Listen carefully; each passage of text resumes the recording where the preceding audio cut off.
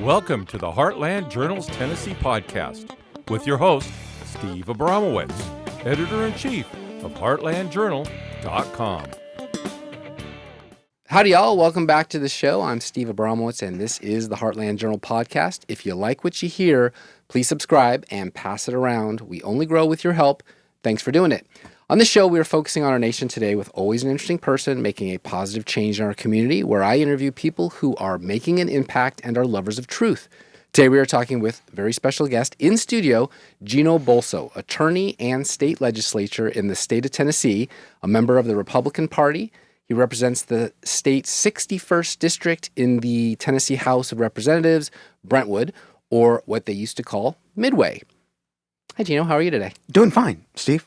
Thank you for having me. Thank you for coming in the studio on a day right here during session, but close to the end, right? Yes, we're going to be closing up, we think, next week. Next week, okay. By the time you listen to this, folks, it may be over. All right, let's start with some topical stuff, and then we'll get into the nitty-gritty of the bills that have or have not been passed this session. The case of Kilmar Abrigo Garcia is making all the news all day long. A 29-year-old from El Salvador who was deported from the U.S. in March.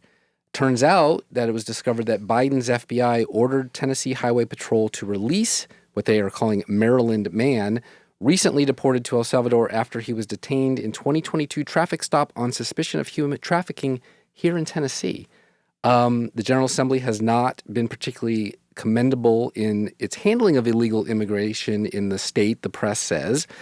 Perhaps this session will see a change of attitude, especially as Governor Lee has expressed his intention to fully cooperate with President Trump's planned mass deportations. What are your thoughts about the Kilmar Garcia case and Tennessee's handling of illegal immigration?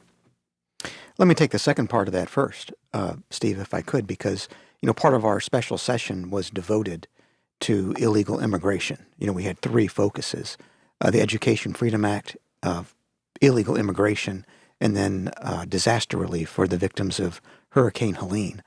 And I think in the special session, we did set up a new structure that would make it more easy for Tennessee to cooperate with the federal immigration authorities to make sure that our immigration laws are enforced. So although our track record probably is not as good as it should be, we certainly made some progress. And we've also, during the regular session, made some progress with what your viewers may know as HB 793, which is the bill that seeks to overturn an erroneous U.S. Supreme Court decision, Plyler v. Doe, from 1982. That bill passed the Senate recently on a 19-13 vote, and currently it's still in committee in the House, but we're hoping it'll get to the floor. And for those that don't know, Plyler v. Doe is the one that makes it mandatory for a state to educate a child, whether they be legal or illegal. And so you had a bill to define what makes a Tennessee resident or citizen to try to make that smoother. How'd that go? Not as well as we would have liked. We wrote this thing called the Trump Act, which was HB 145, that, among other things, would define the term resident of Tennessee, resident of the state, citizen of Tennessee, citizen of the state, to include those who are here lawfully, either U.S. citizens or aliens that have a green card or otherwise a visa or something else that allows them to be here. That bill failed on a 2-2 vote in one of our subcommittees in the House because we don't have, I'd say, a unified caucus as to what steps should be taken to combat illegal immigration. Some of us are a bit more aggressive than others on trying to implement policy to help stem the tide of illegal immigration and to demagnetize Tennessee. So it's still something that's a work in progress. We're not finished yet, so I'm hopeful we'll get some more illegal immigration policy coming out of the General Assembly. Yeah, but you said something like 90 more bills that have the potential to, but what we've seen thus far in some of the committees, and I want to talk more about your Trump Act at the end, but Tennessee's a red state. Tennessee's a Republican state. Tennessee has a Republican governor and has for quite a while. It's supposed to be one of those patriotic MAGA states. Trump overwhelmingly won the state.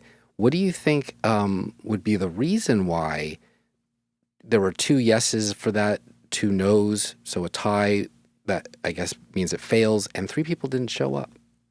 What do you think Tennessee's Republican politicians are thinking, not helping those who are citizens with their rights? Let's put it that way.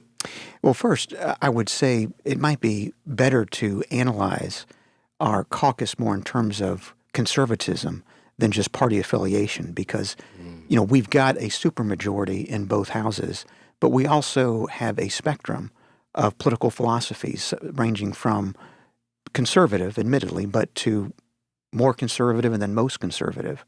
And I think when it comes to an issue like illegal immigration, the folks who are in the more conservative and most conservative categories are more aligned with Tennessee Republican primary voters and the Trump administration. We really do have, unfortunately, I think, rhetoric that tends to peel off some members of our caucus on issues like Plyler versus Doe, because the argument is made that, we're against children, we're against immigration, we're hateful to illegal aliens. None of that, of course, is true. Right. It's rhetoric that sometimes those are actually far left talking points. Those are far left talking points. But the reality is that we had our U.S. Supreme Court in a 5-4 decision in 1982, an opinion written by very liberal Justice Brennan with a dissent by Chief Justice Berger, that said that the Equal Protection Clause of the 14th Amendment gives the right to any person in the world to enter the country illegally and enroll that person's children in our public schools for free. That was the actual holding of the case, which is extraordinary. Obviously, the Equal Protection Clause says nothing about that. The Equal Protection Clause has never been found since or prior to that to give anyone such an expansive right, because it literally gave away our sovereignty for free to the future generation of kids that will grow up one day and be citizens. Indeed it did. I mean, the Equal Protection Clause typically deals with fundamental rights. Education is not, never has been defined as a fundamental right under the U.S. Constitution, and ordinarily it deals with something called a suspect class. Illegal aliens are not a suspect class. No. They've never been found that way since Plyler or even prior to Plyler. So those of us who are And it's in the name, by the way, illegal alien. Their very first act as Americans was commit a crime.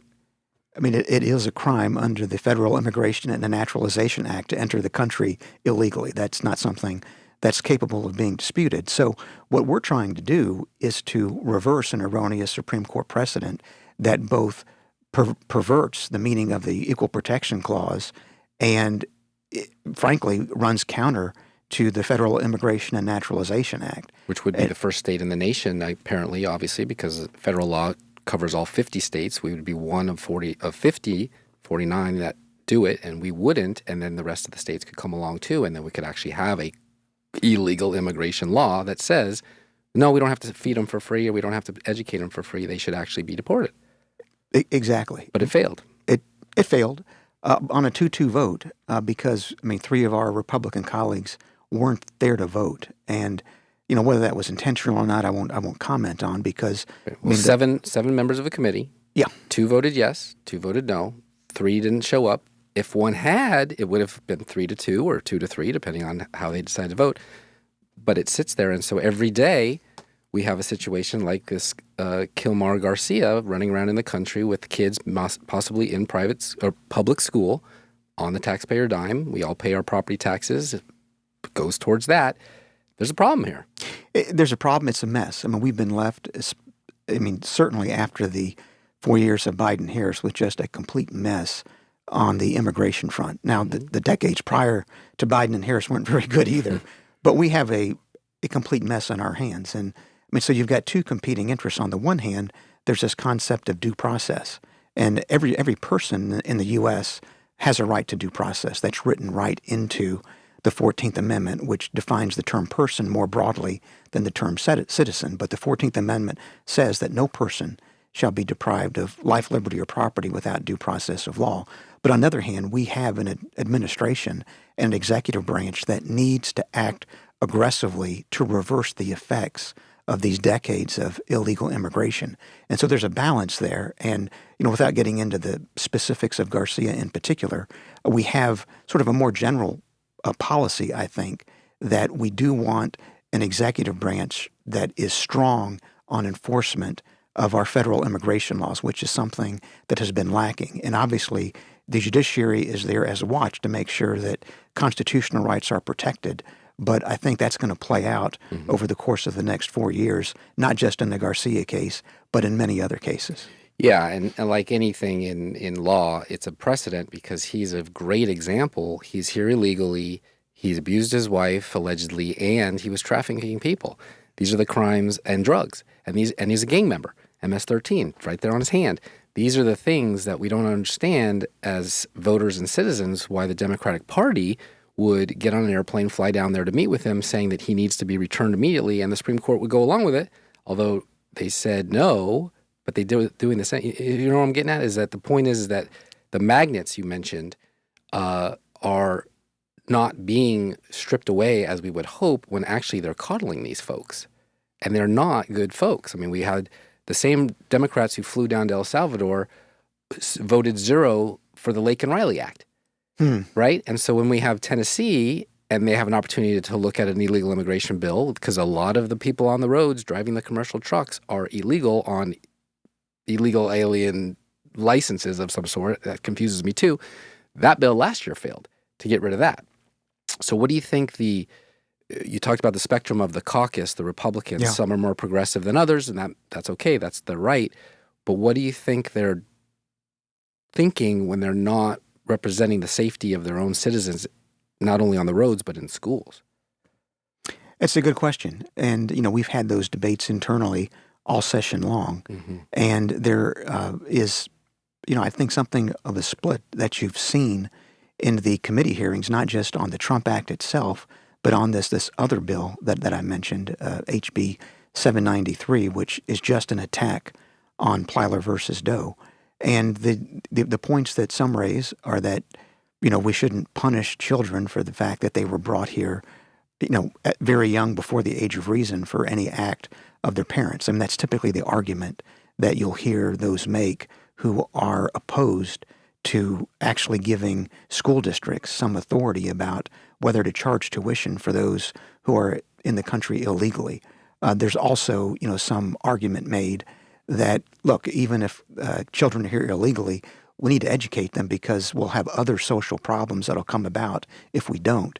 And let me say, Steve, no one that I've heard has ever advocated for not educating a child. Just a question of, one, who pays for it, or two, where that education occurs. Mm-hmm. But the idea that our Constitution gives anyone in the world the right to enter the country illegally and then to enroll their children in any one of our public schools in any state for free is just ridiculous. The Constitution, it's ridiculous, but it's also the law of the land, and it's very frustrating because look at the results.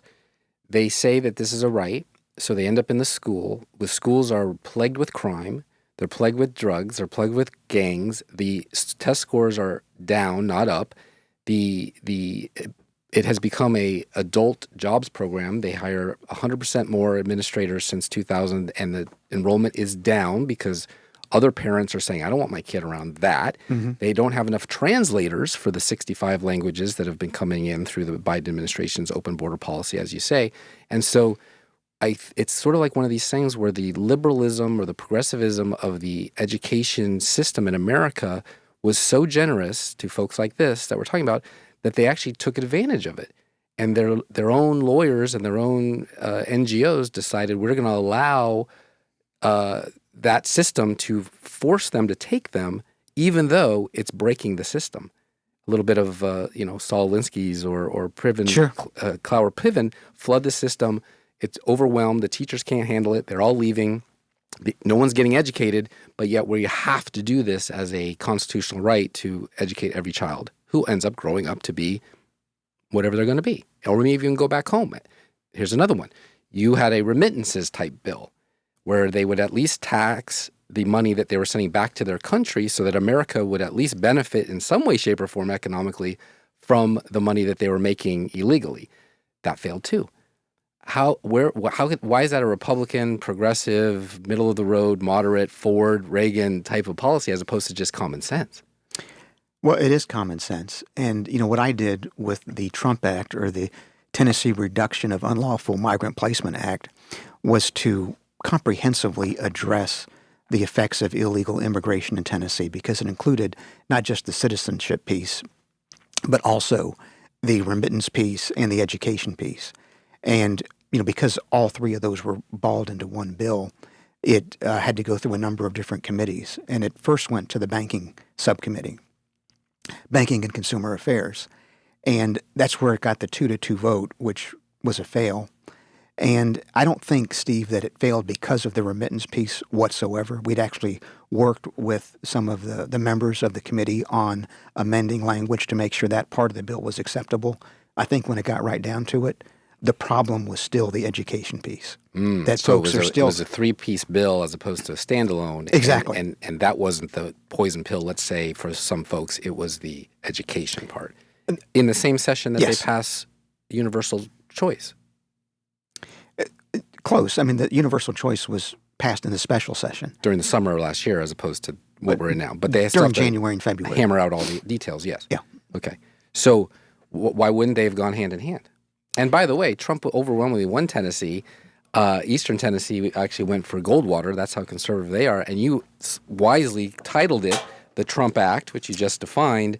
We'll talk about it more in detail, but that should have been a no-brainer for all Republicans to say, yeah, I'm all for Trump anything. I mean, I was disappointed, obviously, that it did not pass. I went there to the committee meeting thinking that we had the votes, and as it turned out, of the 7 votes, only 4 were cast. Did one of the 3 mention to you that they were in favor beforehand and just disappeared? So, you know what I'm saying? Like they would have, you're pretty sure it would have passed had they arrived, but they didn't arrive, so that maybe disappointed you? Well, I was disappointed that we didn't get a majority of the votes. And, I do obviously talk with each one of my colleagues on a bill as important as this before we go up there. And, I'm not going to comment on exactly what the substance of those discussions were, but I went into that meeting thinking that we had addressed the concerns that had been articulated with the amendments that we had made to the bill, and that we were going to be able to get out of the committee with a favorable vote. Okay. Now, having said that, that was just the very first step. And sometimes the first step is the most difficult one in the House because the committees are small. Mm-hmm. And so if you miss a meeting, if you're a Republican caucus member, I mean, things that are not good can happen. And when you look at the other immigration bill that's been going through, this HB 793, it's passed on just razor-thin margins all the way through. So even if the Trump Act had gotten over that initial hurdle in the Banking and Consumer Affairs Subcommittee, we had many other hurdles to get through. And even 793, which is just focused solely upon education, is still not yet through the House. Wow. And it only passed the Senate 19-13. And you need 17 votes in the Senate to have a constitutional majority. So the margin there was just 3 votes, even though we have a supermajority in the Senate. So I understand. Isn't that interesting? Because, like I'm trying to allude to, this is a red state, so the majority would probably be all in on a Trump Act and all the remittances and stuff. But yet the committee that didn't have 3 people show up was the gatekeeper that locked the door. And I think. Do you think you'll bring it back next year? Well, when a bill fails in a general assembly session, it's dead. I mean, you're not. I mean, you have to. I mean, you can bring something similar, but you cannot revive the same legislation once it dies. Wow, even from 10, 20 years ago? Well, no, from 10 or 20 years ago for sure. Okay. But if it was introduced in the 114th General Assembly, the one we're in now, then you can't bring it back. I can't bring it back verbatim. Maybe you could strip it out into 3 separate bills, and then it could be. Would that be like a new bill, or would that be no? It's the same as the old bill. We're not going to do it. I think that would qualify as a new bill. Okay. I mean, because I did have a comprehensive bill. If we were to break it down into parts, I think that would comply with our rules. And do you think that's something you would entertain, is to bring it back? Because it sounds like a very important bill for the state. Yeah, I'm certainly going to consider it. Okay. Because we do need all 3 of those pieces, and if it's possible to pass them one by one rather than comprehensively, I'm certainly open to do that. But I think what you're seeing, Steve, is that we have a General Assembly that is still not yet as conservative as our base, Right. as Republican primary voters. And I think it's closer to the level of conservatism that we have with the grassroots than it's ever been. Yeah. But there's still work to be done. Yeah, interesting enough, that reminds me of the last interview I had with you. The first and last interview I had with you was we talked about the optimism of a more conservative caucus after the election that we just went through last year to help with things like this. But apparently it's just this close. It's not there yet. Are you going to run for re-election? And do you have any thoughts of a more conservative, say, governor, since there will be a governor on the ticket next year too? Well, I mean, yes, I'll be running again for the same seat that I've got, state representative in District 61. And, we're going to have, we know John Rose as a candidate, he's announced. Mm-hmm. There certainly is every indication that Senator Blackburn is going to run, but I'm not going to preempt her by making any kind of an announcement there, obviously, because that's entirely up to Senator Blackburn. And there could be others. But I think what you'll see is the likelihood that the Republican candidate coming out of that primary, who the voters sense to be the most conservative, will likely be the one that wins. Mm-hmm. That's interesting. I was at the Davidson County, which is where Nashville is, Reagan Day. They want to call it Trump Day dinner, although I don't know why they want to label it Trump when they couldn't even get it passed for the airport to Trump. We can talk about that too. But there was a lot of energy, and both Marsha Blackburn and Rep. Rose were in the room. And so I'm wondering, do you foresee, and it's just looking in the crystal ball, a more conservative coming out of the governorship that would be more inclined to help you with the bills that you've tried to push? And then there's a very key point here I want to make sure I get out that I don't let our audience not aware of. You told me this during our last interview. You're the only real lawyer up there. You're the one that looks at the law and the language as a lawyer would, where the rest of them, they really don't. Does that frustrate you? Well, two things. First, I mean, I'd say I'm the only trial civil lawyer that handles complex commercial litigation in the House. The other lawyers that we have are in the criminal, domestic relations, estate planning areas. Sorry, they have law degrees, but you are special up there as as a civic. This is civics. I mean, what I do is, for a living, is deal with complex legal matters on the civil side. And much of the legislation that we look at is very detailed, is very complex. And so I have a bit of an advantage just in reading statutes because I've been dealing with statutes all of my professional career for 38 years. So we do have, a base of attorneys in our own caucus. I mean, our leader, Lamberth, is an attorney on the criminal side. Our chairman of the Judiciary Committee, Andy Farmer, also is a lawyer on the criminal side and domestic relations side primarily. So we are able to tap into expertise from other attorneys, but I happen to be the only one there that has a breadth of experience in, high-stakes, sophisticated commercial litigation. So given that, when you write a bill as detailed and legal on the side of the law as these that we're talking about, doesn't that frustrate you that these guys and gals up there aren't getting it? Well, of course. I mean, it's frustrating when you put together a bill, a piece of legislation that you think your constituents are fully behind, that you think that constituents across the state are behind, and you're not able to get it across the finish line. But ultimately, Steve, it's our responsibility as legislators to pass these bills. And if something doesn't pass, that's my fault. It's not the fault of my colleagues. It simply means I was not able to persuade enough of my colleagues to support a policy that I thought was in the best interest of our voters. So it's frustrating, but I'd say I'm probably more frustrated that I was not successful in persuading my colleagues than I was frustrated with them because, they're doing what they think their constituents want them to do. Maybe. Yeah. You're being more gentlemanly than I get to be because I'm a talk show host, whereas you're a legislator and you have to work with these people every day. But I don't know about that. I think as we're talking about what a Republican is, it's right there. And they still didn't see it. And for whatever ulterior motives they had. And I've seen poll after poll where their constituents aren't really happy with them and the way they're behaving. As you said, in their committees, some of them, voice votes in the assembly. The Senate has to actually record those votes, so we don't even know. They could have shown up, those three that we talked about who decided to be absent that day, and just said, don't record it. And we wouldn't have really known if it was meant to die or meant to be out there for the rest of the people to actually vote on and possibly pass. That's super frustrating in a conservative state. And let me just mention about that you are correct.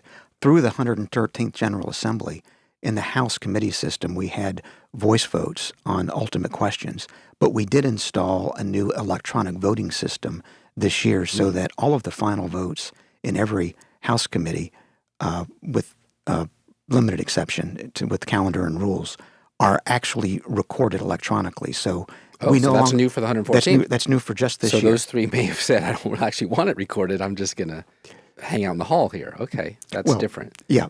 Okay. I mean, I'm judging their motive, but yes. You're all I know, that. there was I'm an not doing that, emergency at the hospital. They couldn't be there, and they're all having kids at the same time. I don't know. But fortunately, we now have, for the benefit of all of our voters, all of our citizens, recorded electronic votes on every final question on a bill in the committee system in the House. Did it take 114 assemblies to get to that, or did it used to be and it went away for a while and now it's back?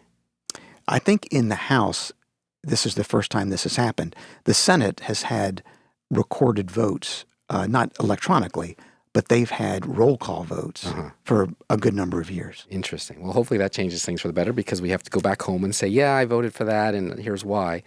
Here's an interesting situation. Here's a headline. Tensions rise over $8 million to cover bill stripping local GOPs of caucus rights as Tennessee lawmakers pass $59.8 billion state budget. Okay, $8 million out of $59.8 billion is a rounding error, but Republicans voting against the amendment were Jody Barrett, Gino Bulso, Monty Fritz, Chris Hurt, Kelly Kiesling, Michelle Renault, she's a newbie, Lowell Russell, Mike Sparks, and Todd Warner. Todd Warner said, let's be straight and let's be honest with Tennesseans. You're being misled here, members. You're being misled. House lawmakers ultimately added the $8 million to the final budget by a 57-30 vote. How do you think other counties, I mean, you are Williamson County, you're Brentwood, there are 95 counties. How do you think the other counties feel about Wilco trying to take away that power and the state using $8 million to do it in a losing effort to stop them? I think a lot of folks are not happy about it. Obviously, I voted against that bill, HB 855, that sought to impose a requirement that all elections across the state be done by primary because we don't have close primaries. And so we have this dynamic where we have crossover voting, where members of other parties or independents are voting in the Republican primary elections and, frankly, affecting, if not selecting, who the Republican Party's nominee is. And that's not permissible under our Constitution. The First Amendment has, among other rights, a right of freedom of association. And our U.S. Supreme Court, as recently as 2000 in the California Democratic Party versus Jones case, a majority opinion written by Antonin Scalia, has found that right of freedom of association is something that limits the ability of state legislatures to allow members of one party to vote in another party's primary. And there have been even more recent cases. Parties aren't these Red Cross charitable organizations. I mean, they're private enterprises. So this is a First Amendment violation, even attempting this. How come 57 Republicans mostly couldn't figure that out and say, yeah, of course they can have whatever elections they want? I'm not sure. One of the things that I did on the House floor right before that vote was to review what I thought the relevant Supreme Court and recent precedent was. We even have a more recent 2011 case from Idaho where that court found and struck down as unconstitutional a law that was similar, if not substantively identical, to the one we were voting on, because in Idaho they had a problem with crossover voting, just as we do here in Williamson County and in other counties across the state. And there, applying the Supreme Court precedent, the court said, look, state legislature, you cannot require these parties to use a primary system of voting where that allows Democrats and independents to vote in the primary elections because that violates the First Amendment right to freedom of association. And one of the things that Justice Scalia wrote in the Jones case was that the freedom of association includes a right not to associate. And so a private entity like a Republican Party, has a right not to allow independents or Democrats to enter their primary elections and affect the outcome. And to me, I thought it was a very clear violation of the First Amendment when you look at the language of this bill. But it's likely something that's going to face a legal challenge, and the courts will at some point rule on it. And the left loves to say in Tennessee that they don't pass laws up there, they pass lawsuits. And of course, it'd be nice if they just said, okay, well, we won't sue them. They're the ones that actually bring those lawsuits. But in this case, you're absolutely right. I miss Scalia very much. But there you are putting your lawyer hat on again saying, hey, we can't pass some crazy progressive type of idea that's against the Constitution's First Amendment, but yet somebody thought it was a good idea. And the only people that I can think of that would want that is somebody who benefits from crossover voting, which would be bringing Democrats into your election to choose your chosen person, which that's really not the way it's supposed to be, especially not in a MAGA world. And for the record, Senator Johnson touted $166 million in agency-based budget reductions to offset that $8 million. We continue to reduce the size of government, he said. It reduces 324 vacant positions, offset by 269 new positions, but that is still a net reduction of 55 positions in state government. Is that an indication we have like a Doge in Tennessee and more job cuts are coming to save money? Yes and no. I mean, I think we've had a Doge effort for at least the last 4 years of Governor Lee's administration, because one of his priorities was to come in and streamline all of the regulations that have been adopted over the years that affect small, medium, large businesses. And so, although it's somewhat invisible to the public, the administration, with the cooperation of both the House and the Senate, has been going through and eliminating a lot of these unnecessary regulations, which is sort of a Doge, making government more efficient kind of effort. Pre-Doge, actually. It's probably even pre-Doge. And so I think what Senator Johnson was referring to there was something that was just done in this budget further to reduce the size of government, because there were a certain number of unfilled positions. Many of those were eliminated, if not all.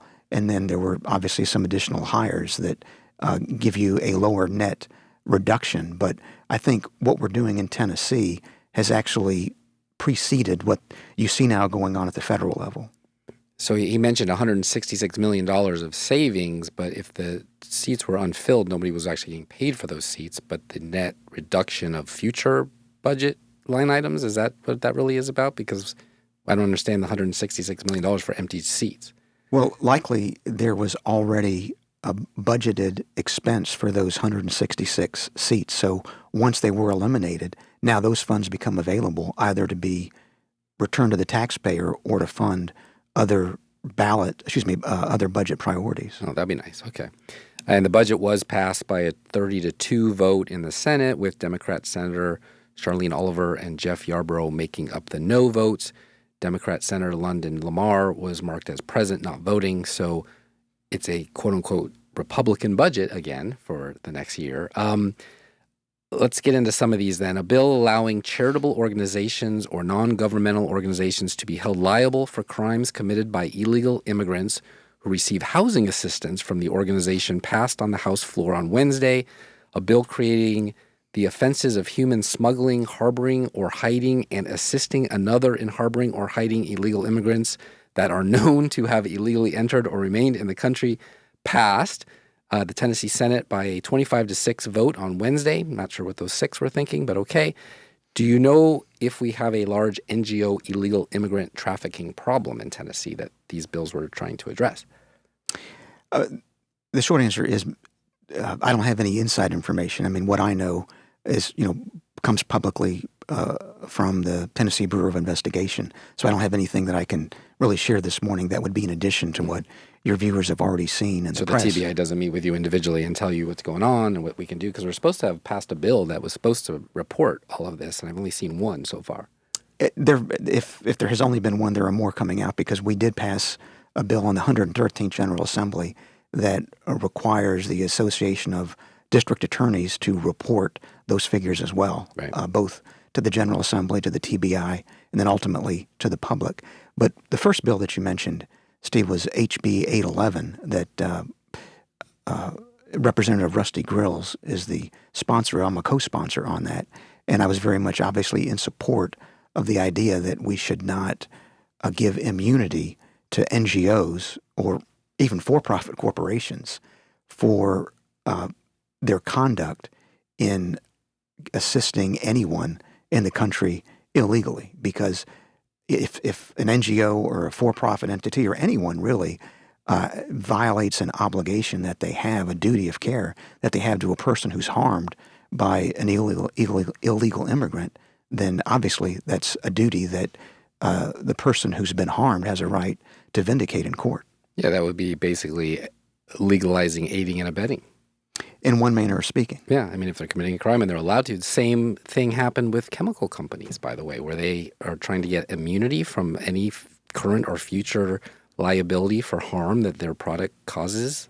What's that all about? Well, they tried, but they were not successful. Yeah. I mean, that was a bill that in our House Judiciary Committee we were able to turn back because it was a terrible bill. It frankly would have granted an unbelievable scope of immunity for anyone who's a registrant of a label with the EPA in perpetuity. I mean, it was a bill that was brought principally by Bayer and others who were adversely affected by jury verdicts regarding one particular chemical in Roundup. Mm-hmm. But, ultimately, I think the General Assembly did what it should have done, which is not to pass that legislation, because our charge is to protect individual rights of Tennesseans, not to grant broad immunity to multinational corporations who may harm Tennesseans. Amen to that. Do you think Bayer was jurisdiction shopping, so to speak, when they said, well, Tennessee is a very business-friendly state. Look what they did for Ford. Look what they've done for Elon's XAI. Let's do that there, and then maybe the next 49 states will fall in line, and it failed. Like, do you think they specifically said Tennessee is so business-friendly, we could probably get it passed there? Not really, Steve, because they have this effort in at least a dozen states that I'm aware of. They actually were successful in Georgia, so they're doing this in Congress as well at the federal level. So I don't think that they came and cherry-picked Tennessee. I think they looked at Tennessee as being one of the states that, in their view, might entertain passing this type of broad immunity. But as it turns out, obviously they were not correct in that calculation. And regarding chemicals, last year they passed a law that said you can't spray stuff on us from the sky, whether you're doing it or not, doesn't matter, you just can't. And then this year there was an opportunity to actually add $100,000 per instance fine to it, so technically put teeth to the bill. That failed. Was that a symbolic vote last year, or is that something that is just not happening, so why deal with it? We have 1,500 bills that we deliberate over every year, and I'm not intimately familiar with the one that you're referring to right now. But I can say that any time that we pass a law that either prescribes conduct or requires conduct, you need to have some type of mechanism to make sure that it can be enforced in the event of a violation. Because if you have no enforcement mechanism other than voluntary compliance, you've not accomplished anything. Right. So without speaking specifically to the bill that you're referring to, Steve, if we are not in a position to enforce the laws that we passed last year regarding chemtrails or anything else, that is something that we do need to address. Yeah, I mean, 5 times or 10 times, it's $1 million to the state that they could obviously use for helping people who get sick or medical or cancer research or whatever the case may be. But yet, they didn't do it. It failed. At the same time, one of my favorites, fluoride in the water. Utah passed it, conservative state. California, of all places, was the ones who proved that the CDC could then say that that's a harmful byproduct. Don't eat it. It's a neurotoxin. It's in our drinking water. 88% of our water, drinking water in the state does add it to there. That failed. Any comments on that? No, that was not a bill that actually came through any of the committees that I sit on, so I did not study that. That's too bad. It would have been nice. A bill that would prevent Tennessee voter registration from illegal immigrants and convicted felons is advancing in the Senate, SB 0133. I know you're in the House, but you are paying attention. Have you seen evidence of illegals voting, A, and what do you think the prospects of that are? Well, I've not seen any evidence of illegals voting, but we certainly need to have laws on the books that are clear to those who participate in the voter registration and election process to make sure that they are able to identify when anyone who's not eligible to vote because they're a felon or they're here illegally or for some other reason, that they are not allowed to vote. So I'm a big proponent of that law in particular because it does strengthen our election integrity laws. Especially in the same breath as crossover voting, because Yes. if you don't know who they are in the first place, how do you know how they're going to voting? And I'm not a big fan of the 3 out of 4 years or 3 out of 4 primaries to be bona fide, to be a Republican. It meant I couldn't participate last time because I only had 2 and my old state wouldn't give the information. But, these are the type of things that are supposed to be towards election integrity, cleaning it all up. Let's hope that one passes. We'll see. Sure. And again, the vested interests that don't want it to pass, you have to question, well, what are your motives? And to be clear, the requirement you're talking about regarding 3 out of 4 is not a legislative requirement. That's just a rule of the state Republican Party. Right. And the county I live in as well, and that you live in too. All right, well, here's about as black and white, literally red as blue as you're ever going to find. Act Blue and Win Red, I've heard reports of them committing identity fraud and theft on unwitting credit cards. I filed a complaint with the Attorney General of Tennessee because I was told the Secretary of State, Trey Hargett, doesn't get involved in that, which is weird, but that's okay. The state does its own thing as long as there's justice. Have you heard anything about this? Any victims from your district that have said, hey, I got these weird credit card statements from Act Blue. I never did that. They're committing identity fraud and theft? I've not had a complaint from any constituent about that. Interesting. Okay. Maybe Tennessee wasn't the hotbed of it like other states that were more obvious, like Minnesota. Let's see. One more thing on voting. We talked about crossover voting. Why do Republicans in leadership continue to allow Democrats to vote in Republican or Democratic parties? And I guess technically, why would Democratic leadership allow it either? Also, it's not a big thing here, but it could someday. Why do you think leadership doesn't get behind stopping that? Well, I think they obviously have different philosophies. Obviously, some in leadership in both the House and Senate favor closing primaries. I think you're correct that there are others in leadership in the House and Senate who do not.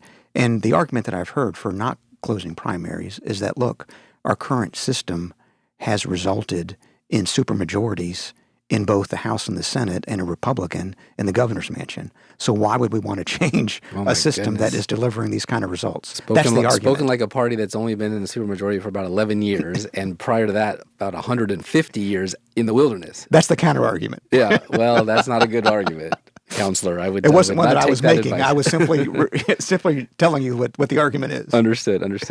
And if hypothetically, if you were in leadership, what would you tell these folks to get them to be aware that it is a fleeting power that could always be washed out if the right Democrat came along and became governor again?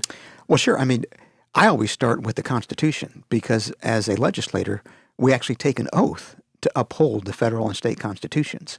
And so the first question you ever ask when you're presented with a bill or you're contemplating drafting one is, does this comply with our federal and state constitutions? And when you look at an issue about closing primaries, it actually is a constitutional imperative under the First Amendment that we were talking about earlier, because private organizations, like political parties, enjoy a right of freedom of association under the First Amendment. And so if really you want to protect an organization's First Amendment rights, you have to have a system to ensure that they are able to affiliate only with members of their parties or individuals who align themselves with the principles of either the Republican Party, the Democratic Party, the Green Party, or any other party. So from my perspective, Steve, it's a constitutional requirement, and that's why I'm in favor of having close primaries because it vindicates an organization's First Amendment right to decide who they want to affiliate with. And the last thing you really want is the federal Justice Department to get involved in a state's issue, to have to play arbiter and balls and strikes, because if it goes against you, then you just screwed up a long-standing tradition of historical precedent like you just described, and we don't want that. We want states' rights to be granted, but we also want them to be the rights that we choose. Say Seattle, Roe versus Wade is overturned. They want to have abortion as a right. Fine, that's their problem. Tennessee, opposite. It's overturned. The state says, no way, we're going to have the strictest laws in the country. Same thing with how your party behaves. You get the federal government involved to say, well, you're breaking the Constitution, and that takes precedent. You've really let the camel's nose under the tent. You made a big mess, right? I mean, we should be doing it closer to the letter of the precedent law than they're willing to experiment with. Let's put it that way. Mm-hmm. You think? I mean, up to a point. Let me make two comments. I mean, one, when you're dealing with an issue of the U.S. Constitution, it is the U.S. Supreme Court that ultimately is the arbiter of what the document means. And so, in my view, it was perfectly appropriate, for example, for Justice Scalia and the U.S. Supreme Court to decide in the Jones case in 2000 that California's blanket primary law violated the First Amendment. I think they decided correctly there. That's right. And then when you deal with something like Roe versus Wade, which obviously got reversed by Dobbs back on June 24 of 2022, you're once again, in some respects, dealing with an interpretation of the Constitution. And going back to the 14th Amendment, passed in 1868, we do have a provision that says no person shall be deprived of life, liberty, or property without due process of law. And life, as that term was used, both at our founding and in 1868, according to Blackstone and other commentators, included the unborn. I mean, even our criminal laws reflected that in the mid-19th century. So I'm not someone who necessarily is going to agree that a state like Oregon is free to decide that someone can kill an unborn child under the terms of the 14th Amendment.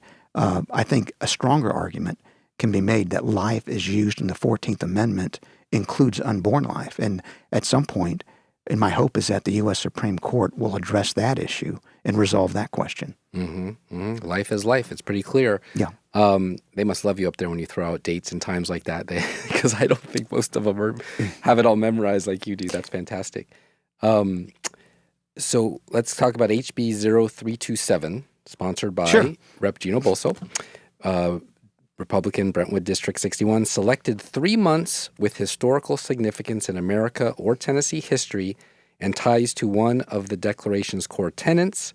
After a delay of 2 weeks, conservative lawmaker Representative Gino Bulso, highly anticipated Trump Act, failed in the House Banking and Consumer Affairs Subcommittee when the 4 members present split the vote. Like I said, Tennessee Reduction of Unlawful Migrant Placed Act, TRUMP Act, Trump Act, and has been numbered HB 0145. So we're talking about two things at the same time, 0327 and 0145. Okay.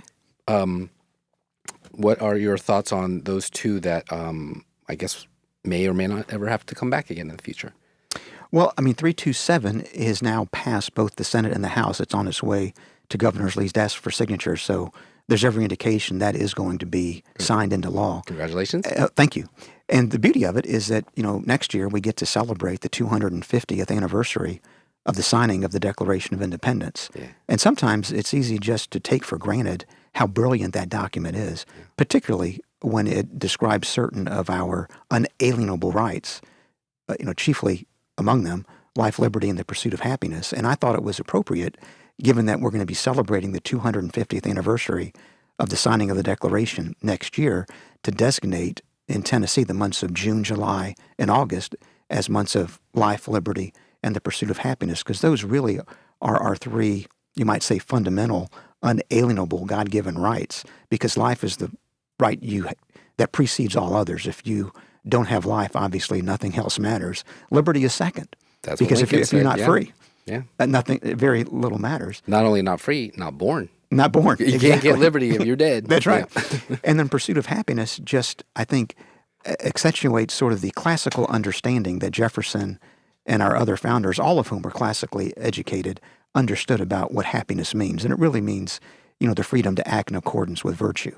And so my hope is that now that we have in our Tennessee Blue Book the months of June, July, and August as those devoted to a celebration of life, liberty, and pursuit of happiness, that we'll go ahead and focus on those rights more so than maybe we have in the past, more so maybe even in our public school system than we have, and really kind of celebrate the heritage that we've got, the great intellectual heritage that we've got from our founders that has carried us through the first 250 years of our union. It's so great. It's so Republican. And so right on the heels of the Governor Lee's month of prayer and fasting and then, of course, last year, you had a bill that was supposed to take a lot of the let's just call them patriotic flags out of the classrooms so that when they're celebrating these wonderful milestones of the American country, which is, in my opinion, exceptional and worthy of all praise, it would have been nice to have that as well. So how do you feel about and I know you kind of do incremental things. You're trying to get, this bill passed about flags and everybody gets up in arms about it. Not such a great thing because freedom of speech, whatever. But then we're also going to turn around and we're going to hail and be thankful for the things that we do have, like the Bill of Rights and the American history in those bills there. How do you feel about the tie-in between them not letting you have that one and they did let you have this one? Same guys, same gals. It is the same group of legislators by and large. I mean, there were some differences between the 113th General Assembly and the 114th, but we've got most of the same people back, with just a few exceptions. I'm still encouraged because, I did refile the flag bill in the 114th General Assembly as HB 304, and we've got the votes to pass it in the House easily. The problem last year was obviously in the Senate. Then when it got to the floor, it received 13 favorable votes and 6 against, which may sound like it passed, but that's not the way the Constitution works. We need 17 votes in the Senate the quorum to pass a bill. And I wasn't confident that we could get the 17 votes this year, but I do plan in January to begin advancing that bill again, first through the House and then through the Senate. And my hope is that by then we'll have a better chance of getting the additional 4 votes that we need to get it across the finish line. We can really visualize better circumstances in the classrooms if these 3 months and then Lee's 4th month and then the cleanup of the walls of the you really could see it. All right, so Sure. Let me just put a nail in the coffin on the Trump Act. Sure. Is that you probably, we'll see. I think I've learned enough about your gentlemanness to say this, but I'll say it. So the 2 no's were Hemmer and Marsh. What did they tell you the reason they voted no were? Well, I can't say that I separately polled either Speaker Pro Tem Marsh or Caleb Hemmer about why they did what they did. They didn't go to the press or have any type of public announcement as to why they voted the way they did? Well, Speaker Marsh was very upfront. I went into that meeting knowing that he was not in favor of that bill. Mm-hmm. So he was doing what he thought was in the best interest of his constituents in the state, and I've got the utmost respect for Speaker Marsh. He's a wonderful legislator, and that's just the way he viewed this one. Did he make a debate point or did he say well, here's why? It's not legal or it's unconstitutional, or I don't want to get sued, anything? I think if you look at the video of that meeting, you'll see that he actually asked some questions that sort of expressed what his concerns were. Mm-hmm. But on the other side, Caleb Hemmer obviously is a member of the Democratic caucus, mm-hmm. and all the Democrats are solidly against any legislation that does anything to try to correct the effects of illegal immigration. Which is why I would think Hemmer would not necessarily work with those folks, but I'm just curious if he gave you any tips to say, if you ever bring this back, just don't have this or that, and it's a perfect bill, or I just don't do social stuff like this. Well, once again, if you look at the video, I think you'll see that Representative Hemmer was focused entirely upon the education piece, upon the part of it that where we in this bill were trying to attack Plyler versus Doe. Okay. And the argument made was that, it's unfair to punish, put that in air quotes, children of illegal immigrants because they were not responsible for how they got here. Mm-hmm. And it's inhumane not to educate them. And it's inhumane not to educate them for free. And And so he was against the bill. And that is what the left, including Gloria Johnson, have been using ever since. Is that this the bullies, the mean Lamberth, he gave them the talking point, so to speak. Yeah, for some reason they don't understand that you can love children and respect the rule of law at the same time. But not only that, Utah, they became the first state, Tennessee could have been, to prohibit those flags that we talked about at schools and all government buildings after the Republican governor announced he was allowing a ban on unsanctioned flag displays to become law without his signature even. Yeah. I think Lee is supposedly more conservative than Spencer Cox on paper. Also, they banned fluoride in the water. You tried that last session to ban the flags, like we said.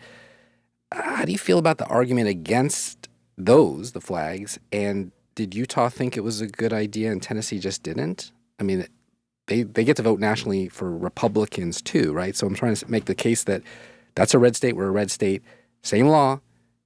We voted no, they voted yes. Where's the disconnect, and how do we get them to yes? I mean, and that's a great question, Stephen. If I could have answered that question this year, I would have advanced that bill. Right. But I know it's not personal. They weren't doing it because Gino's the man. We don't like him. No, it's not personal. It had to be the letter of the law.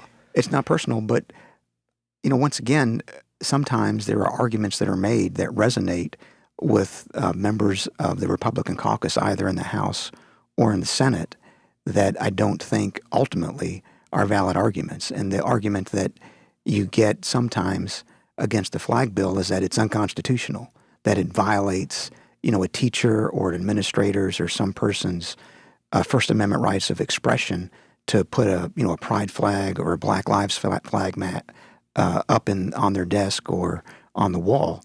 But I think that misunderstands the First Amendment because, the First Amendment regulates, or I should say provides freedom to private speech. It does not regulate or provide protection to government speech. Mm-hmm. And so that's the difference. And some folks, I do not believe, adequately understand that when you are put in the front of a classroom of 30 children and you're hired by a school district to educate them, what you say to them is considered government speech. It's not protected by the First Amendment. And that's one of the principles that you saw at work in the Bremerton case out of Washington. Remember the football coach that went to the 50-yard line? I've interviewed him, actually. Okay. That's Coach Kennedy. Yeah, Coach Kennedy. Yeah. Coach Joe Kennedy.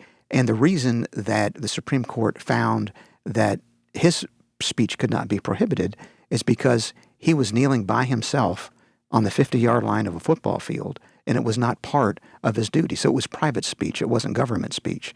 Now, if he had gone into a classroom and led a prayer or something of that nature, all of a sudden, now you've raised issues about whether it's actually private speech at that point or it's government speech. And I think he very clearly would have been considered government speech if he was doing it in his official capacity as a teacher in the front of a classroom. That's the difference. Yeah. And it's such a slippery slope. I mean, we have in Texas now, they have Pakistan Day, right? And so the flags are coming every year for that. And Tennessee may say like, well, we're just talking about rainbow flags, and I don't want the lobbyists that are in favor of this, that, and the other thing to come bother my office. Well, guess what? You just allowed it to be for really anything, including a satanic club in Nashville or Memphis, and the list goes on. It's a slippery slope. It's a slippery slope, and we unfortunately have allowed the left to really take over the playing field on this issue because somehow their whole efforts at progressivism and secular humanism have just inundated our K through 12 education, our higher education, and they've gotten away with it for decades. Mm-hmm. And part of what we're doing with the flag bill is to push back on that and say, look, if in fact a school is not a place to indoctrinate kids into a particular set of values, then you need to get yours out. If you can't have the Bible there, then you shouldn't be able to advance these other secular humanist types of positions. Exactly. And so, and the Ten Commandments are making a comeback in a lot of these things. So it is the pendulum swinging. But gosh, if we would have just figured that out 25 years ago, we wouldn't have these fights today. No, and frankly, that's one of the reasons I was such a big proponent of Governor Lee's Education Freedom Act, because it now is going to allow more parents than ever in Tennessee who want to have the academic and spiritual formation of their children to occur at the same time to take advantage of that, because we're going to have more parents who didn't have the resources before able to choose to have their kids enrolled in, a parochial school, a private school, a Christian school, a church-related school, and let kids be taught properly about not just the history of the world, but how it came to be.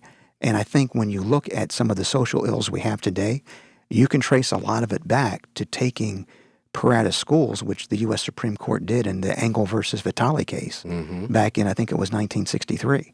And so we now have a constitutionally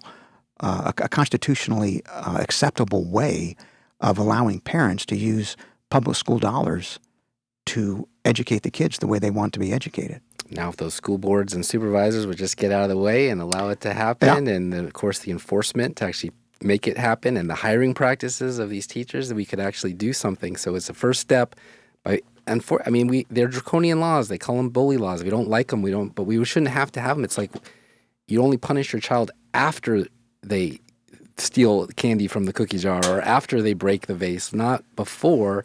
Now we have to go back and fix all this. And I think it was Jack Johnson on the show who told me the reason why there were 1,000 to 2,000 bills every year was mostly undoing what had been done over the last 150 years when the Democrats were progressively making these things harder and harder to do, causing those intended or unintended consequences of bad schools, bad roads, bad water, whatever the case may be. Oh, sure. So I get that.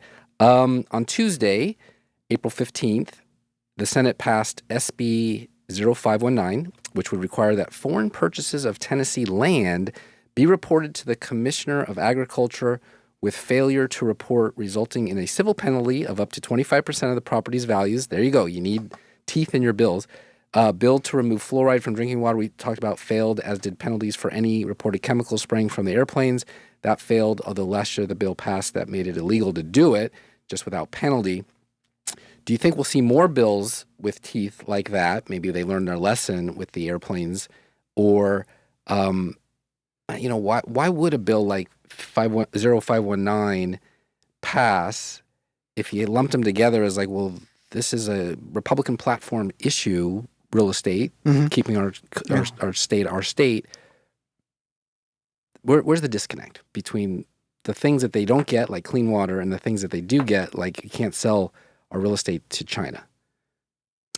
I think the disconnect, Steve, is just an inherent part of the legislative process, because there are certain bills that if you present them to one committee in the House, you are likely going to lose. But if you present them to another committee, you're going to be successful. And then it goes on to the floor. Jurisdiction shopping almost for courts.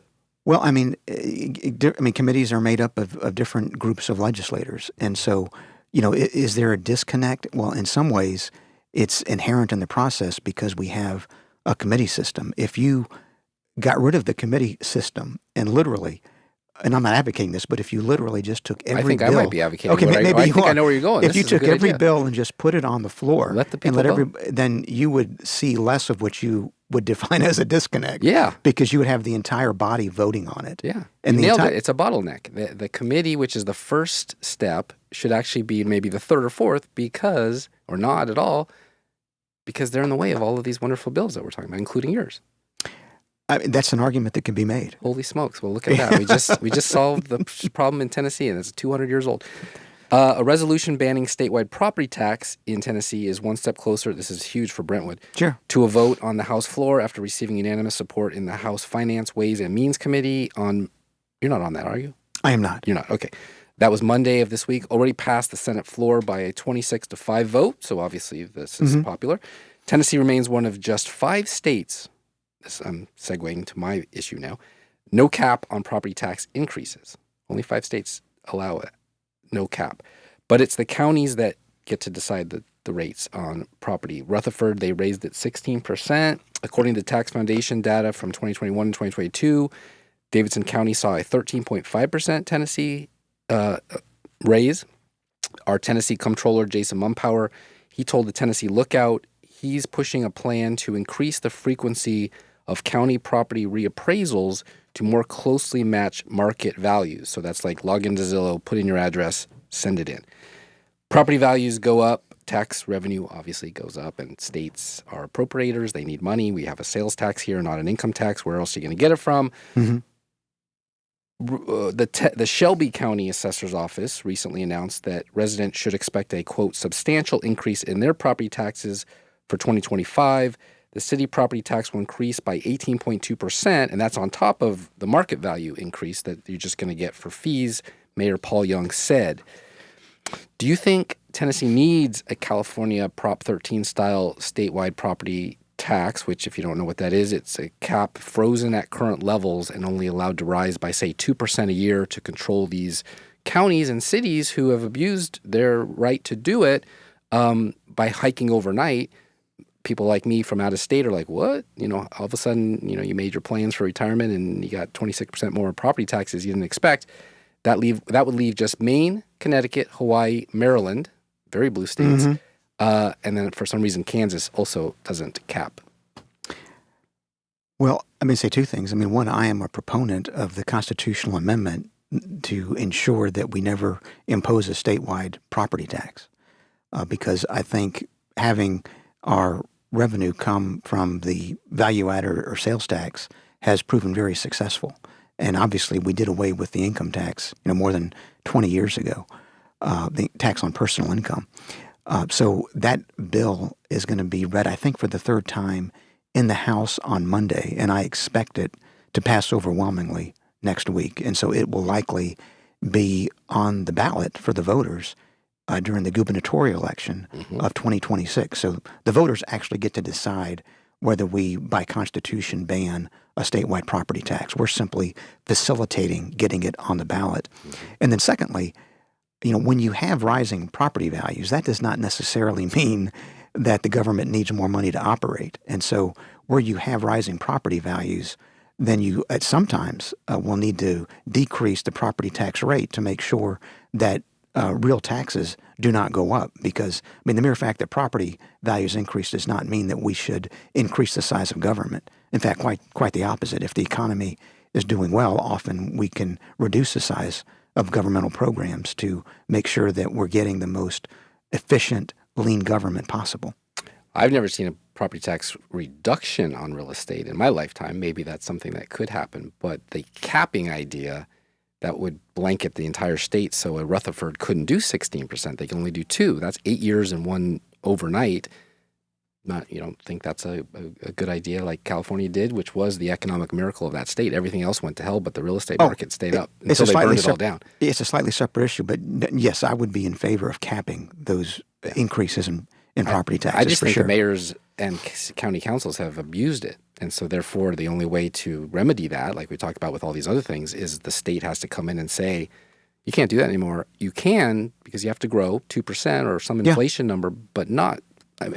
Red Bluff outside of Chattanooga, 56%. How would you like that the next day? You, even as a resident, not as a lawmaker. I don't think the voters would be very happy about that. They're going to suffer for it, but it's in the law. You can't just repeal that once you vote people out. All right, we're coming to the end here, and I really appreciate you taking the time on a Friday to do this with me. But would you consider Tennessee the most conservative state ahead of, say, Montana, Utah, Florida, and Texas we've talked about today? Let me answer that question two ways. If you look just at the voting base, in particular, if you're looking at Republican primary voters and the number of them, I would say, yes, we probably are the most conservative state in the country. Now, when you look at the state legislatures, do we have the most conservative state legislator in the country? I think that'd be a closer question because, Florida has done some very good things legislatively recently. Utah has as well. So I think we're certainly vying in the top 3. But I think regardless of whether we'd be the most conservative state legislature in the country, we're still not where our voters are. We're still not where our constituents are. And my hope is that, through continued persuasive efforts, that we will be able to get the people a General Assembly that is as conservative as they are. That would be amazing. Or at least listen to those from out there, Eastern Tennessee, more so than the ones that are running the show, that are from, I guess, Middle Tennessee, if you went down the list. I've had both the chairmans of the Freedom Caucus from South Carolina and Nebraska on, and they flipped those are red states. They flipped their establishment conservative legislatures to more Freedom Caucus-minded conservative, let's just say, and they've got some amazing wins, including school choice, a lot of amazing things going on in that. The Freedom Caucus nationally came to Tennessee to try to create one. Couldn't do it. I don't know if they approached you and said, would you like to help? But there is not apparently enough Freedom Caucus-minded Republicans in the state of Tennessee to start a Freedom Caucus here. Well, there could be one or two reasons for that. One, there's just not an interest in it. Or two, the Freedom Caucus itself would be made up principally of the entire Republican caucus. Mm-hmm. Because in some places, like the U.S. Congress, there's a place for a Freedom Caucus because you've got a really wide swath or spectrum of political philosophies there. Mm-hmm. But as I said, as we discussed earlier, when you look at our caucus, I mean, it's conservative. I mean, I think there's no question about that. And so do we really have a need for a, quote, Freedom Caucus, close quote, when we've got 75 members in the House, most of whom perhaps would be in the Freedom Caucus? Right. That would be an issue that I'd want to consider, but no one approached me specifically about a Freedom Caucus that I can recall. Mm-hmm. Well, that's interesting. So that you're saying that Tennessee was sort of like a stalking horse of a Freedom Caucus. If they've just figured this out in Nebraska, it's because Tennessee's been doing it all along and they don't have to worry about it. I think when you if you took a straw poll, I mean, it's never going to be 100%. If you step back and you look at the 114th General Assembly, our first year of work, you're going to see that probably more than 90% of the time, our entire caucus held together and voted the same way. Now, there are some issues. Mm-hmm. Immigration is an important one where there is a difference. This primary issue that we've talked about was another issue where there's a difference. On certain issues regarding protection of unborn human life, we've got differences. Mm-hmm. But if you take out some of the most important issues like those, and those are critically important, and you look at 90% or more of the other issues, we all vote the same way. So I would not want anyone to leave here thinking that the Republican caucus in the Tennessee House is not conservative. It is. Mm-hmm. It's very conservative. Mm-hmm. But when it comes to these most critical issues, we still have work to do. Yeah, well, they do like to throw it around that phrase rhino. So we do have establishment, we have rhinos, we have Dixiecrats, we have Republicans, we have Democrats, we have just about everything, but supermajority of Republicans, absolutely. Yeah. And as we wrap it up here, last time, before the summer session, there was a lot of unruliness going on, and it forced Cameron Sexton, the speaker, to take some drastic action. He wanted to expel 3, 2 got expelled, 1 didn't. They came back because their county said, no, you're not going to do that. They've been much more well-behaved this time from my perspective without the TV cameras. There's one little incident, but nothing nearly as major as that. We did celebrate the 2-year anniversary of Covenant, which was what caused their issues to be a big thing about guns. Do you think those individuals, and you don't have to say anything nasty about them if you don't want to, but do you think they got talking to and decided to be more professional, or just matured over the last year, or are they biding their time and they're going to make a big fuss next week when the cameras are on? I think it has nothing to do with any of those things. It has nothing to do about them personally. We actually went back and revised our House rules because in the 113th General Assembly, the only real options that we had were 1, do nothing, which wasn't acceptable, or 2, expel them. There really was no middle ground except for a meaningless censure. Or take off the committees. Well, that's something that could have been done, but it really wouldn't directly affect what they can say on the House floor. But when we revised the rules, we put in interim steps that really govern when they can be disciplined for that type of unruly behavior. And so I think it's really the rule changes more than anything else that has made it less likely that we're going to see the same type of inappropriate demonstration that we saw back on April the 6th of 2023. With the bullhorns and the folks in the gallery making a big fuss. Okay, so what bills of yours do you want to bring back again that didn't make it this time so that we can pay attention to next session in, I guess, 9 months from now? Okay, there are a couple on the list. The most important one is HB 5. And this will shock some of your viewers, but the latest statistics that I've seen show that we have, on average, 460 abortions occurring in Tennessee each month from abortion pills being mailed into the state illegally. That's already a felony under both federal and state law for anyone to ship abortion pills into the state, but it's going on without interruption. And so, I mean, regrettably, although we've outlawed abortion, we still have it going on. And HB 5 is an effort to combat that because it seeks to enlist our civil justice system in combating the illegal practice of sending abortion pills into the state by giving any surviving member of the family of the unborn child who was killed with an unborn child a wrongful death action against the company, the abortion pill supplier,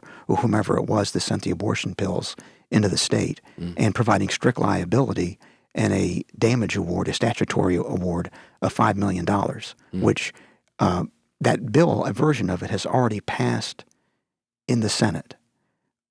We have the House version of that bill already through subcommittee, through the House Judiciary Committee, and it's now in the House Health Committee, where it's going to pick up in January. So keep an eye on that one, because to me, the fact that we still have, at a minimum, 460 abortions of unborn children in Tennessee every year is just horrific. And it's sort of at the top of my list every month, to deal with. Would that translate by chance, if in the wrong hands, to spirits and guns, where the manufacturers would be liable for the same people that make the drug that causes abortion ordered by somebody in Tennessee, for example? Like if you bought a gun that was manufactured outside the state and it was used in a crime, would the liability transfer for the exact same code as that? No, it wouldn't. Good. Number one, there's no law that would allow that. And number two, it's not a felony to sell a gun or to sell whiskey. What we're dealing with here are fundamentally criminal acts of sending abortion pills into Tennessee. So no, there would not be any overlap between what we're doing with the abortion industry and these other industries that are lawfully selling products. Good, it's not there's always the unintended consequences. As long as that's been looked at, fantastic. Yeah, we've looked at that, and that's not a concern that I've got. Okay, so that's your number one is HB 5. Anything else? Well, we touched on it. HB 304, the flag bill. We made some great strides in education this year. We've talked about the Education Freedom Act. We also passed a bill that restricts the use of cell phones in K through 12 during instructional time. I would have preferred that it go from bell to bell so that the kids aren't distracted by their phones throughout the course of the day. But dealing with getting the political flags out of our school system is still something that is important to my constituents, and I think to constituents all across the state. So that one what's the political case for that, real quick? I mean, I know that bill very intimately. I don't know if you even remember, but I happen to know who handed it to you as an idea because we brought it from a different state that is never, ever going to do it, Washington State. But on the cell phones? No, on the flags. Oh. Yeah. What would be the political case where you could tell a fellow Republican to go back home to your agricultural rural district, where they probably aren't actually doing this, to hear that they want you to pass this bill next session and should have done it last time because what? What's the political win for the politician to back your bill on flags? Well, the political win is that it's the will of the voters, and it's enormously popular among our voting base to make sure that schools are not used to indoctrinate kids. And we actually expanded the bill when I refiled it this year, Steve, because it also now includes a prohibition against putting the same types of political flags on our courthouses or projected onto government buildings or painted on crosswalks in roads that all taxpayers across Tennessee pay for. I mean, you likely recall during the Biden years him having draped pride flags on the White House. How did that make you feel? BLM Avenue in D.C., they just tore it up. Yep. How much did that cost to put it down and then tear it up again? Stupid. Exactly. And we've seen other things like that in New York City and it's purely and other places. Virtue signaling. It's not teaching kids to be better civil rights leaders. No, absolutely not. And so I think the argument to be made to my colleagues is that this is something that's right. It's something that voters want, and we should be able to deliver. And do you think that the way this place is operated, I've only got to see it, for a couple years. Would you be allowed to stand in front of everyone and make that case? Oh, sure. Yeah. I mean, it'd have to be made first in the committee meetings and then on the House floor. But yes, I mean, there's no one that I'm aware of, certainly in House leadership, that would be opposed to the bill or do anything to try to prevent it from being properly presented during the committee system or on the House floor. So no special interests or powers that be that would block and tackle to make sure that never happened that you're aware of? Oh, there'll be some that will try. Yeah, they'll try. But they will not be successful. Good. And then lastly, we talked about Freedom Caucus and how we don't really need one in Tennessee because we are the Freedom Caucus. Well, how about a lawyer caucus like you? So they get more guys like you that actually read the laws before they vote on them. You could be the leader of. Well, I think lawyers, at some level, although this may sound counterintuitive, make good legislators because what we do every day is protect the rights of people. I mean, we vindicate rights both in civil and in criminal courts. And so we have a particular attention to the Constitution and to the protection of individual liberties because we understand how easily those can be lost, those can be taken away. And so I think the more attorneys we have who actually are faithful to our state and federal constitutions, the better, because we've seen in practice how easy it is for government overreach to enter into individual lives and take away rights. And we are fiercely opposed to that. Yep. I think you just remind them what things used to be like before Republicans were in control, and they can easily go right back there. How far back does your family go to Tennessee?